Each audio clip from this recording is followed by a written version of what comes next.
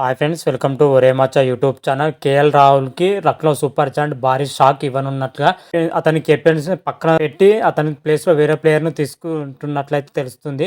ఆ ప్లేయర్ ఎవరు అనే విషయాల గురించి పూర్తి డీటెయిల్ తెలుసుకునే ముందు మా ఛానల్ సబ్స్క్రైబ్ చేసుకోండి. పక్కన ఉన్న బెల్ ఐకాన్ మాత్రమైతే క్లిక్ చేసి పెట్టుకోండి. ఫర్దర్గా మీ వీడియోలు అప్లోడ్ చేసినప్పుడు మీకు నోటిఫికేషన్ వస్తుంది.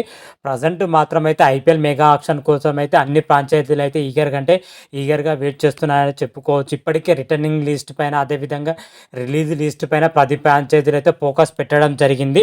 అందులో భాగంగానే లక్నో సూపర్ జాయింట్ కూడా ఇప్పటికే రిలీజ్ పైన అదేవిధంగా రిటర్న్ చేసుకున్న ప్లేయర్ల పైన అయితే ఫుల్ క్లారిటీతో ఉన్నట్లయితే తెలుస్తున్న సమాచారం. అయితే ఐపీఎల్ 2025లో వచ్చేసరికి కెప్టెన్స్లో మార్పు చేయబోతున్నట్లయితే లక్నో సూపర్ జాయింట్ అయితే ఇప్పటికే తెలుస్తున్న సమాచారం.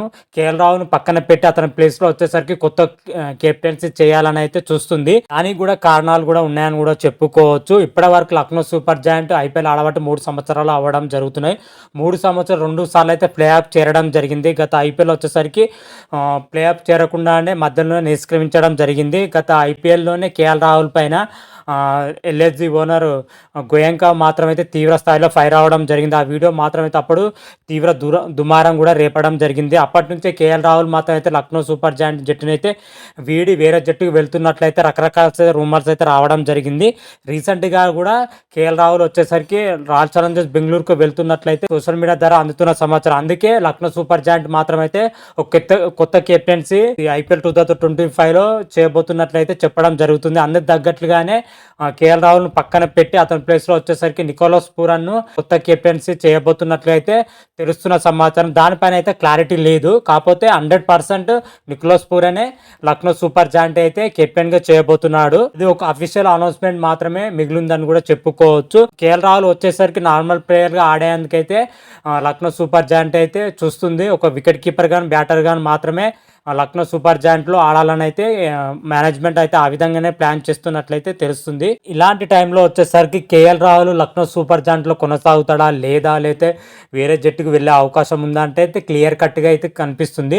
కేఎల్ రాహుల్ వచ్చేసరికి రాయల్ ఛాలెంజర్స్ బెంగళూరు మేనేజ్మెంట్తో సంప్రదింపులు జరిపినట్లుగా అయితే కొన్ని మీడియా వర్గాలు అయితే చెప్పడం జరుగుతుంది. అందులో ఎంతవరకు నిజం ఉందైతే తెలియదు.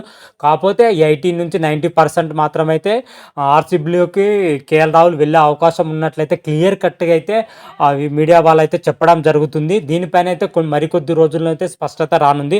అప్పుడు క్లియర్ కట్గా మరొక వీడియో చేసి అప్లోడ్ చేయొచ్చు.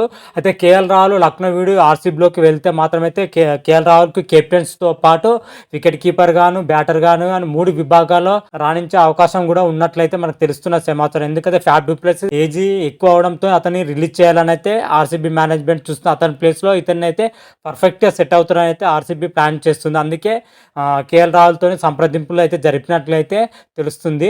మరి చూద్దాం. వీటన్నిటిపైన క్లారిటీ రావాలంటే మరికొద్ది రోజులు వెయిట్ చేయాల్సిందే. ఎందుకంటే మెగా ఆక్షన్ వచ్చేసరికి నవంబర్ లేదా డిసెంబర్ నెలలో మెగా ఆక్షన్ అయితే జరగనుంది. అప్పటి వరకు 10 ఫ్రాంచైజీలు రిటర్నింగ్ లిస్ట్ అని అదేవిధంగా రిలీజ్ లిస్ట్ అని ప్రకటిస్తున్నాయి. అప్పుడు మనకు క్లియర్ కట్ అయితే అర్థమవుతుంది ఏ ప్లేయర్ ఏ టీంలో ఉన్నాడు, ఏ టీంకి వెళ్ళాడు, ఏ ప్లేయర్ రిటర్న్ చేసుకుని అనే విషయాలు.